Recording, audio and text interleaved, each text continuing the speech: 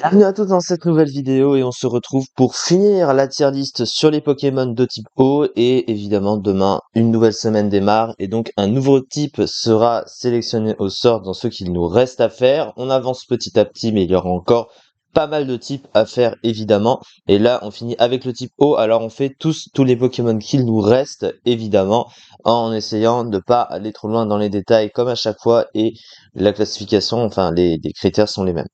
Alors, on commence avec la 5e génération et la famille de type eau, c'est celle de Moustillon, un Moustillon, Mateloutre et Clamiral. Alors, ce que je trouve très dommage avec cette famille, c'est qu'elle a pas de cohérence en fait. Clamiral, tu t'attends pas trop à ce qu'ils suivent Mateloutre. En fait, il y a pas trop de logique entre les deux. Après, Clamiral, je trouve que c'est un Pokémon qui est extrêmement beau, une sorte de narval comme ça. En stratégie, par contre, il est pas terrible, ça on va pas se mentir à ce niveau-là sur beaucoup de points, hein. Et puis il est concurrencé par d'autres types hauts évidemment, mais il est beau en termes de design, ça je peux pas le mettre de côté, mais le gros problème que j'ai c'est vraiment cette cohérence, donc du coup je peux pas les mettre au même niveau. Mais pourtant ils sont pas moches, hein, Moustillon et Matelote, mais bon voilà, il faut y mettre une distinction. C'est pour ça que j'ai plutôt envie de mettre l'amiral dans très stylé parce que c'est plus le design qui va me marquer, et je vais mettre les deux autres en dessous parce que bah ça ne suit pas l'amiral à mon sens. Ensuite, Flotajou et Flottoutan. Alors ça va directement dans ça dégage parce que les deux sont pas beaux et Flottoutan est un des pires Pokémon du jeu, donc c'est pas trop une surprise. Ensuite, Tritonde, Batracné et Crapustule. Alors, on est d'accord que c'est pas des Pokémon beaux, mais par rapport à la thématique du Pokémon, ça se suit parfaitement. Et j'aime beaucoup l'originalité du Pokémon. Crapustule est très intéressant à jouer en combat également. C'est pas un Pokémon extrêmement fort, mais il est pas nul non plus, hein. Il est rarely used, je crois, actuellement. Donc, globalement, c'est pas si mal que ça. Donc, je vais le mettre dans moyen tiers avec sa famille parce que, voilà, c'est correct. Mais évidemment, quand t'as l'agro au-dessus, c'est compliqué, mais voilà. Ensuite, Bargantua. Bargantua, c'est bof. C'est bof, que ce soit en design ou en stratégie, c'est pas terrible. Ensuite, du coup, alors ça c'est Carapagos et Megapagos. Un Megapagos en stratégie, il est un peu triste le Pokémon. Il donne envie sur le papier, mais il est triste à jouer. C'est dommage parce qu'il est trop lent. Il dépend de son accès à Shell Smash, mais il est quand même pas assez rapide derrière. Dommage en vrai, hein, parce que ce Pokémon a quand même un potentiel offensif. Alors dans les sous-tiers, hein, il est quand même plus fort, mais au niveau de la stratégie, je pense que c'est gâché. Mais par contre, le design est pas mal, est pas si mal du tout. Ouais, ça va très bien. La tortue fossile comme ça. Il y a la logique avec Carapagos, évidemment. Moyen tiers. Je pense que moyen tiers, c'est un juste milieu, pareil. Lac-Messine. Alors Lac-Messine, c'est très triste parce que c'est un Pokémon extrêmement mauvais, mais en même temps, Lac-Messine est très stylé. Alors c'est vraiment compliqué. Donc du coup, c'est extrêmement compliqué à ce niveau-là. Donc je suis obligé de le mettre dans Bof Osef, hein, parce que bon, il est tellement mauvais à jouer en stratégie.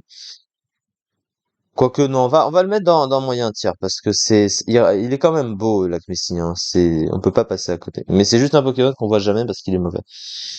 Viscus Moyade. Alors Moyade est très fort en stratégie avec son type très fort au spectre. C'est un des meilleurs types du jeu, hein. Je pense qu'on peut le dire assez largement. J'aime beaucoup. Alors après, il est pas extrêmement beau, mais je l'aime beaucoup quand même. En vrai, je vais le mettre dans très cool, très stylé parce que alors là, ça va être plus du côté stratégique que du côté design, mais voilà. Bah Viscus, on peut le mettre avec, hein, ça. Je crois qu'il est pas très stylé, hein. Non, c'est peut-être, allez, plutôt moyen tiers pour Viscus. Mamambo, c'est bof bof, hein. Ah, en stratégie, il était quand même underused, hein, je crois, parce qu'il a une grosse base de PV, mais son move pool est très limité. Donc du coup, bah, il se retrouve souvent très passif ce Pokémon. Mais moi, j'aime pas son design. Donc du coup, bof Osef. Keldeo, oh bah Keldeo, c'est un de mes préférés, hein, assez largement. Qui n'aime pas Keldeo, hein, il est extrêmement stylé ce Pokémon, il est génial à jouer en combat. Alors il est certes pas si fort que ça, enfin sur certains points il est pas si fort que ça. Parce que son problème, c'est que son move pool offensif est limité. Et du coup, ces sets sont prévisibles, mais globalement, ça va. C'est quand même il est quand même fort, il a un très bon speed tier, pas de problème.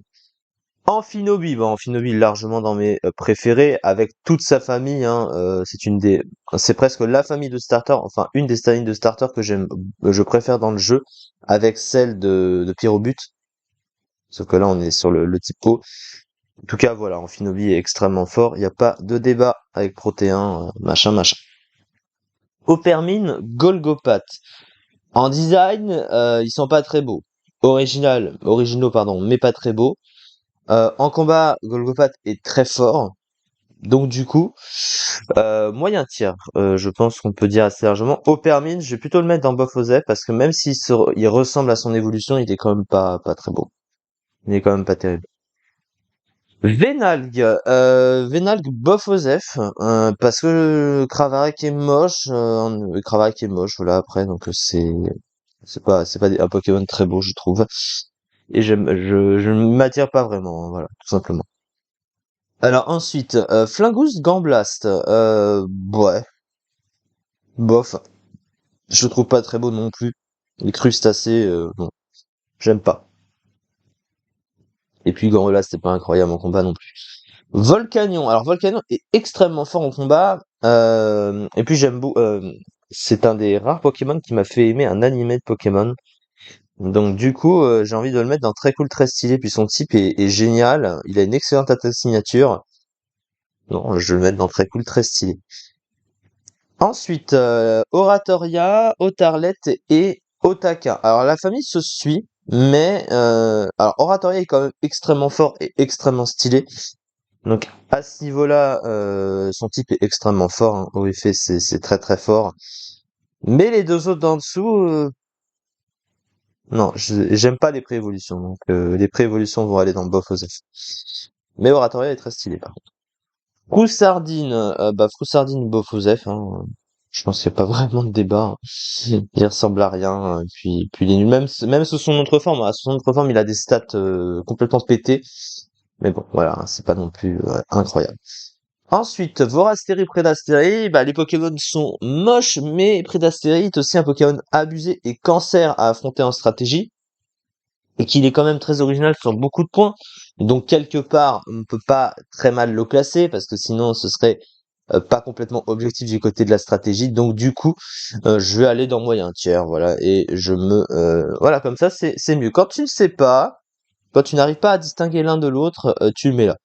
Araqua Tarambule, ça c'est beau Joseph, hein, je pense que c'est clair. Alors Tarambule est pas si mauvais à jouer en combat. Son type est plutôt intéressant. C'est le même que Samouraï. Mais bon, d'ailleurs Samouraï est là. D'ailleurs, sauf qu'il et Samouraï, je pense que... En vrai non, parce que Samouraï est beau quand même. Il est stylé Samouraï. Que je vais plutôt le mettre dans moyen tiers. Par contre, sauf ça c'est bof. Cocombaf, ça dégage, parce que ça ressemble à rien, hein. Cocombre de mer avec... en plus, il a des stats de merde, il sert à rien ce Pokémon. Sylvalier, Sylvalier haut, du coup, mais Sylvalier haut est moins beau que Sylvalier tout court. Du coup, c'est un peu comme Arceus, hein, c'est un peu la même idée, hein. Voilà, je préfère jouer Sylvalier. Normal, je veux dire. Denticris. Bon, Denticris, ça dégage, hein. Je pense qu'il n'y a pas besoin d'expliquer pourquoi. Le design et la stratégie, c'est pas incroyable, alors que pourtant le type est bon, hein. OEPSI, c'est quand même un bon type, mais voilà. Tokopisco. Alors, Tokopisco, je sais pas si je le mets non, c'est pas dans mes préférés, parce que c'est pas un Pokémon extrêmement stylé non plus. Mais il est très cool et très stylé à jouer, et quand même, avec quand même un design intéressant. Donc, c'est pas mauvais. La famille de Lézargus. Ah, ça, par contre, aïe aïe aïe, ça c'est une famille que je n'aime pas. Honnêtement, c'est très très moche. Déjà, on part d'un Larméléon qui est correctement bon en design, et petit à petit, Arrosar est très moche, les Argus est très moche, et il est pas, et c'est le pire starter de la 8G. Et un des pires starters de type haut du jeu, par extension. Donc, euh, alors qu'il aurait pu être meilleur, quoi. Il avait moyen à être meilleur, mais ils s'en sont un peu foutus, ils se sont un peu foutus de nous à ce niveau-là. Euh, On va pas mettre ça dans sa dégage parce que ce serait trop méchant, mais c'est bof aux F1. J'aime vraiment pas cette famille de Pokémon. Ça n'a pas changé avec Ça n'a pas changé depuis qu'ils existent en huitième génération, j'ai jamais accroché. Jamais, jamais. Pourtant, c'est pas faute d'avoir essayé de les jouer, hein. Mais les Argus m'a souvent déçu. Alors, il est pas si mauvais non plus, parce que bon, il tape fort, etc. Bon, il y a mieux. Ensuite, Kellocroc, Torgamor, bof aux F aussi, parce que Torgamor, bah, c'est le pire Pokémon de type eau, hein, en huitième génération d'ailleurs, le moins bien classé, il a fait, il a fait partie de ma vidéo, je crois, de début de semaine. Et puis il est moche, et puis il est pas ouf en combat, il est pas assez exploitable, donc c'est pas terrible. Nigosier, ça dégage, parce que Nigosier, hein, regarde la tête du Pokémon. Son talent est rigolo, mais bon, voilà, c'est tout. Derrière le Pokémon, c'est un peu comme Nakmessine, quoi. Il est un peu à peu près aussi mauvais. Ensuite, Ambrochet, Astakuda. Alors, Astakuda est extrêmement fort en combat. Il tape comme un sourdin, il est extrêmement rapide. C'est un gros glace canon, hein, comme on les appelle. Après, il est original parce que des Pokémon Brochet, je crois que c'est le seul, hein. En vrai, on peut au moins lui mettre ça, mais c'est pas un Pokémon que je trouve hyper stylé en design, donc du coup, bah, je vais pas le mettre très très haut non plus. On va les mettre dans moyen tiers, voilà. Hydreigon. Alors, Hydreigon, c'est un Pokémon abusément fort, hein, en stratégie, avec son Prognate et son attaque branchie cross-stabée qui, si ça tape avant l'adversaire, fait des dégâts monstrueux. Vraiment monstrueux, hein. Et c'est ça qui l'a propulsé en hover d'ailleurs, mais quel intérêt de faire des fossiles comme ça? Vouloir assembler des parties de corps de dinosaures, de dragons ou je ne sais quoi, alors que pourtant l'originalité de fusionner deux fossiles, ça c'est pas mal, mais ouais, le design quand même de tous les quatre fossiles sont très moches, hein. Donc du coup, ils sont très forts en combat, mais voilà. Ah, c'est compliqué à mettre. Voilà. En vrai, on va le mettre dans moyen tiers, parce que du côté de la strat, il est très fort, parce que celui d'après, il est extrêmement nul. Donc lui, par contre, ça dégage, parce que c'est un Lamantine en fossile, et en fossile moche. Donc voilà. Alors que pourtant, il a le Branchicro comme son copain, mais il est type eau glace, il a des stats à la Lamantine, voilà, c'est exactement ce que je viens de dire. Bah d'ailleurs, la Lamantine était dans sa dégage, hein, donc ça, voilà, donc au final, c'est pas vraiment une différence. En tout cas, c'est ça pour cette vidéo, puisqu'on vient de finir du coup la tier list sur les Pokémon de typo. Il y a plus de Pokémon à placer.